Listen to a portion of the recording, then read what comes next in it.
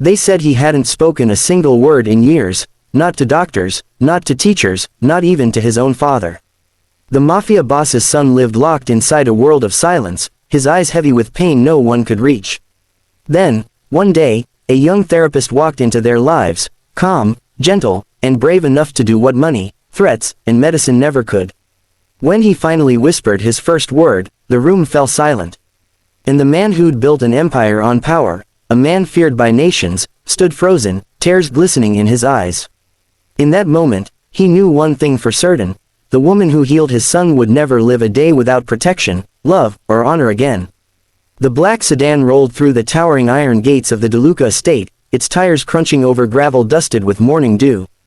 Elena Rossi sat in the backseat, clutching a folder to her chest, her pulse racing faster with every turn.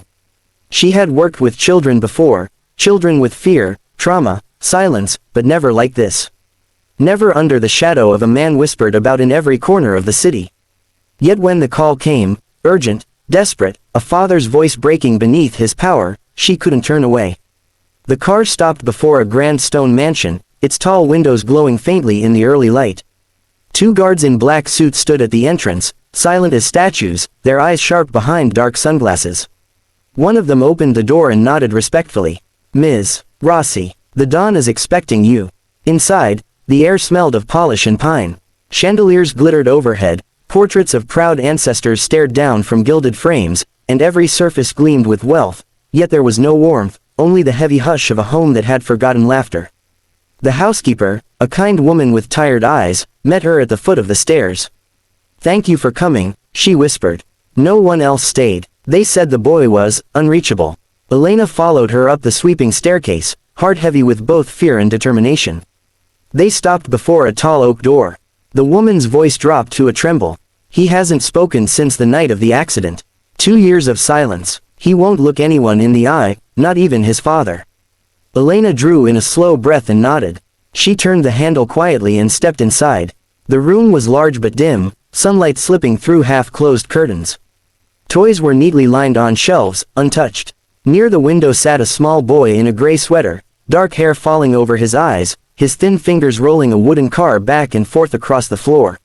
His face was pale, still, distant, like a painting left unfinished. "Luca," Elena's voice was gentle, careful, almost a whisper. He didn't respond. She knelt beside him, setting her folder aside. "I'm not here to make you talk," she said softly. "I just want to know what makes you smile." From her bag, she pulled out a small stuffed lion, its mane golden, its button eyes bright. She placed it gently beside him. "He's brave," she murmured. "But sometimes, even lions get scared." For a moment, Luca's hand stilled. His eyes flicked to the toy, then back to the window. Behind them, the door opened, and the temperature in the room seemed to shift. Marco DeLuca stood there, tall, imposing, his suit black as midnight, eyes carved with sorrow and steel. He said nothing at first, only watched as Elena sat beside his silent son. When he finally spoke, his voice was low, rough. "He hasn't looked at anyone like that in years." Elena turned, meeting the eyes of the man the world feared, and saw only a father aching to hear his child's voice again. Marco took a slow step into the room, the weight of his presence enough to make even the air hold its breath. For a man who commanded empires, who could silence a room with a glance, he now looked uncertain, vulnerable. His gaze softened as it lingered on his son, the boy who once ran through gardens laughing, now a fragile shell, trapped in silence. The Don's voice, though deep, trembled with something rare, helplessness. "He won't speak to me," he admitted, his tone almost breaking. "Not a word, not even, Papa." Elena rose slowly to her feet, her eyes gentle but unwavering. "He's afraid," she said quietly. "Maybe not of you, but of what he lost. Sometimes, words stay buried because the heart believes they'll hurt too much if they come out."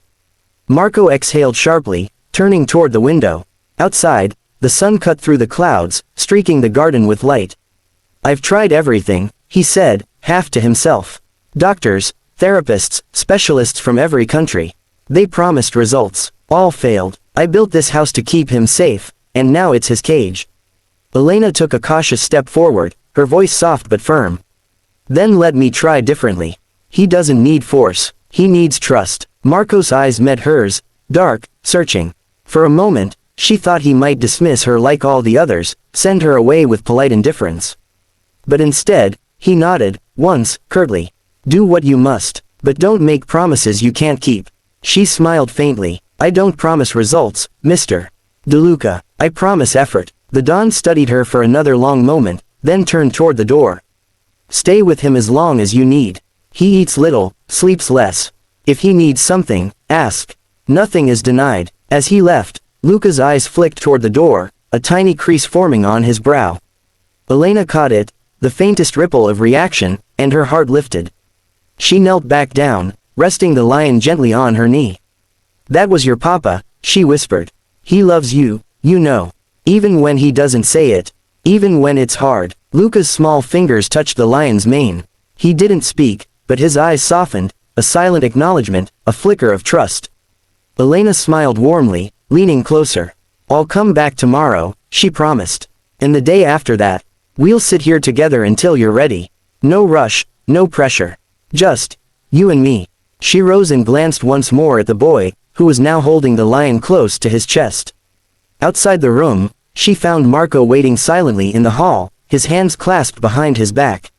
He held it, she said softly. Marco turned, a shadow of hope crossing his face. He did, yes, Elena nodded, and that's where healing begins, with something small. Marco looked down the hall, his jaw tight, eyes glassy. Then I'll wait, he whispered. As long as it takes.